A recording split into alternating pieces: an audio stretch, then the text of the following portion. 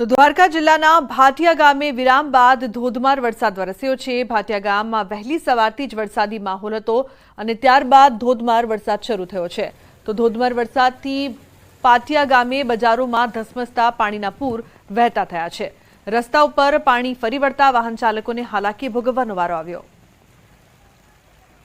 તો મહત્વનું છે કે ભારે વરસાદથી રસ્તા પર પાણી વહ્યા છે, લોકોને હાલાકીનો સામનો કરવો પડી રહ્યો છે।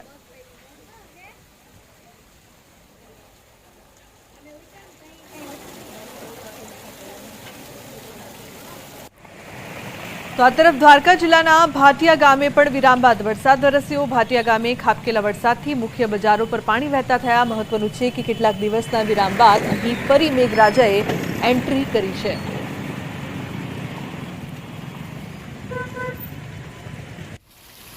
धोराजी અને ગ્રામ્ય પંથકમાં ધોધમાર વરસાદ છેલ્લા ઘણા સમયથી મેઘરાજાએ વિરામ લીધો હતો। સવારથી ધોરાજીમાં વરસાદી વાદળો ઘેરાયા હતા અને ત્યારબાદ ધોધમાર વરસાદની શરૂઆત થઈ। ધોધમાર વરસાદને પગલે શહેરમાં માર્ગો પાણી પાણી થયા।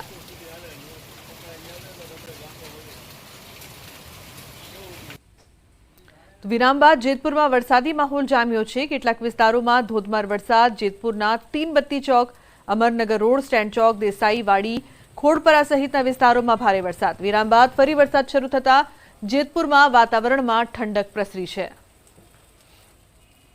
महत्वनुं छे के विराम बाद फरी एकवार जेतपुरमां मेघराजानी एंट्री थई छे। सतत वरसाद वरसी रह्यो छे, जेना कारणे लोकोने थोड़ी हालाकीनो सामनो पण करवो पड़ी रह्यो छे। तो विराम बाद फरी मेघराजा पधार्या।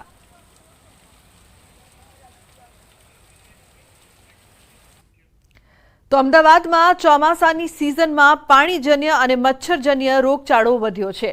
असारवानी सिविल होस्पिटलनी ओपीडीमां वधारो थयो छे। डेंग्यूना जुलाईमां 65 જેટલા કેસ સામે આવ્યા, જે ઓગસ્ટ મહિનામાં 14 દિવસમાં વધીને 76 કેસ નોંધાયા।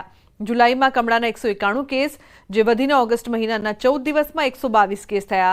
ગત મહિને ચિકનગુનિયાના 2 કેસ નોંધાયા હતા, જે વધીને ઓગસ્ટમાં 14 દિવસમાં 14 કેસ નોંધાયા। તો સાદા મલેરિયાના ઓગસ્ટ મહિનાના 14 દિવસમાં 47 કેસ નોંધાયા છે, જ્યારે મલેરિયાના ઓગસ્ટ મહિનામાં 14 દિવસમાં 11 કેસ, झाड़ा उल्टीना ऑगस्टना 14 दिवसमां वधीने 1120 केस नोंधाया छे। वायरल फीवरना 384 केस नोंधाया छे। सिविल होस्पिटलमां रोजनी 3500 ओपीडी नोंधाई रही छे। सिविल होस्पिटलना सुप्रिटेन्डन्टे वरसादी माहोलमां लोकोने खास तकेदारी राखवा जणाव्युं। 7 દિવસની અંદર 25,000 થી વધારે ઓપીડી સિવિલ હોસ્પિટલમાં જોવામાં આવી છે। એટલે એનો મતલબ એવો થાય કે રોજની એવરેજ 3,500ની આસપાસ દર્દીઓ સારવાર માટે આવે છે। પરંતુ મચ્છરજન્ય રોગો એની અંદર કહીશું ડેન્ગ્યુ છે, ચિકનગુનિયા છે। ચિકનગુનિયાના કેસીસ વધારે નથી, પરંતુ નોંધાવા માંડ્યા છે। એ જ રીતે ડેન્ગ્યુના કેસીસમાં ગયા મહિના કરતાં આ વખતે વધારો છે। तो अन्य महत्वपूर्ण समाचार सूरत थी। सूरतना रामपुरा विस्तारमां 1 करोड़ना ड्रग्सना मामलामां मोटो खुलासो थयो छे। ड्रग्स फेंकीने फरार थनार वोंटेड आरोपीने एसओजी पोलीसे दबोच्यो। आरोपी शहबाज नेपाळथी सूरत आवता तेने पोलीसे झड़पी पाड्यो। एसओजी पोलीसे लालगेट विस्तारमांथी 3 महीना पहला रूपिया 1 करोड़नुं ड्रग्स पकड़ी पाड्युं हतुं, जेमां हाल पकड़ायेला मुख्य आरोपी शहबाज फरार थई गयो हतो। आरोपी पोताना वतन यूपी भागी गयो अने त्यांथी बॉर्डर क्रॉस करीने नेपाळ जतो रह्यो।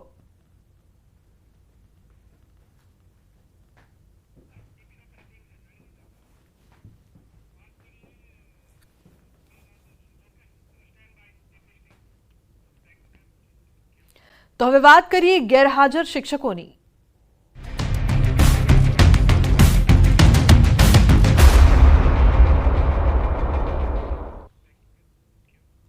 तो भावनगर जिल्लानी कोटिया प्राथमिक शाळामां भूतिया शिक्षकने लईने ग्रामजनोमां रोष छे। शाळामां 1 वर्षथी गणित विज्ञानना शिक्षिकानो ऑर्डर थयो हतो, पण तेओ हाजर ज नथी थया। हाल शिक्षिका विदेशमां होवानुं चर्चाए छे। छेल्ला 1 वर्षथी विद्यार्थीओना अभ्यास पर असर थई रही छे। शाळाना 105 विद्यार्थी वच्चे 6 शिक्षकोनुं महकम छे, जेनी सामे 5 शिक्षकोथी गाडुं गवડાવાઈ રહ્યું છે। आ बाबते टीपीओने अने डीपीओने ध्याने आवता 3 वखत नोटिस पण मोकलवामां आवी, जेनो कोई जवाब न मळता शिक्षिकाने एकतरफी छूटा करवानी कार्यवाही हाथ धरवामां आवी। तो बीजी तरफ रोषे भराયેલા वालीओए गणित विज्ञानना वैकल्पिक शिक्षकनी पण मांग करी छे। साथे ज शाळाने ताळाबंधी करवानी चीमकी उच्चारी छे।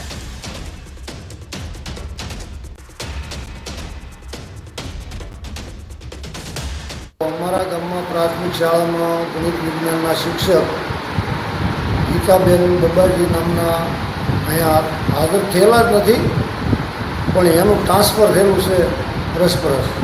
એટલે એ બેનને તો અહીંયા બાળકોએ નથી જોયા, કોઈક શિક્ષકોએ નથી જોયા. એ બેનને અહીંયા આવ્યા તો નથી, એટલે એની તાત્કાલિક ધોરણે અત્યારે કાંઈ પણ વ્યવસ્થા થાય. અને બેન અહીંયા નોકરી કરવા આવતા નથી. જો આ બેનને 25/8/2024 સુધીમાં અહીંથી આ બેનની જગ્યા ખાલી કરવામાં નહીં આવે અને નવી ભરતી કરવામાં નહીં આવે તો અમે કોટિયા પ્રાથમિક શાળાને તાળાબંધી કરશું. તેમજ જે કાંઈ તાળાબંધી કરીએ અને બાળકોનું ભવિષ્ય બગડે એની તમામ જવાબદારી જિલ્લા શિક્ષણ અધિકારી રહેશે. બાળકોનું ભવિષ્ય અને શિક્ષણને તકલીફ ન થાય એટલા માટે તાત્કાલિક ધોરણે ગણિત વિજ્ઞાનની જગ્યા કોટિયા પ્રાથમિક શાળાની અંદર ખાલી બતાવવામાં આવે અને હવે પછીની ભરતીની અંદર કોટિયા પ્રાથમિક શાળાની અંદર ભાષાની અને ગણિત વિજ્ઞાનની બંને ખાલી જગ્યાઓ છે એ ઝડપથી પૂરાઈ જાય એવો એ અમારા વિભાગ દ્વારા પ્રયત્ન કરવામાં આવે એવી નમ્ર પ્રાર્થના. આ નોટિસોનો કોઈ પણ જવાબ મહિલા શિક્ષિકા તરફથી પાઠવવામાં આવેલ નથી, એટલે હવે અમો દ્વારા આગામી દિવસોમાં વર્તમાનપત્રમાં બોડી પ્રસિદ્ધિ આપી અને એમને એક તરફી છૂટા કરી દેવાની કામગીરી હાલ અંડર પ્રોસેસ છે. તો અંબાજીના દાંતાના 4 શિક્ષકોના અહેવાલનો પડઘો પડ્યો છે. 4 શિક્ષકોના અહેવાલની સરકારે પણ નોંધ લીધી. 4 ભૂતિયા શિક્ષકોની થઈ શકે છે ઘર વાપસી. ટીપીઓ પાનસા પ્રાથમિક શાળાની લીધી તેમણે ઓચિંતી મુલાકાત. 4 શિક્ષકોને ટીપીઓએ ફટકારી છે નોટિસ. નોટિસ મળ્યાને 3 દિવસમાં જિલ્લા શિક્ષણ અધિકારી સમક્ષ હાજર થવા નોટિસ પાઠવવામાં આવી. આ 4 શિક્ષકોનો અહેવાલ ન્યૂઝ 18 ગુજરાતીએ કર્યો હતો પ્રસારિત.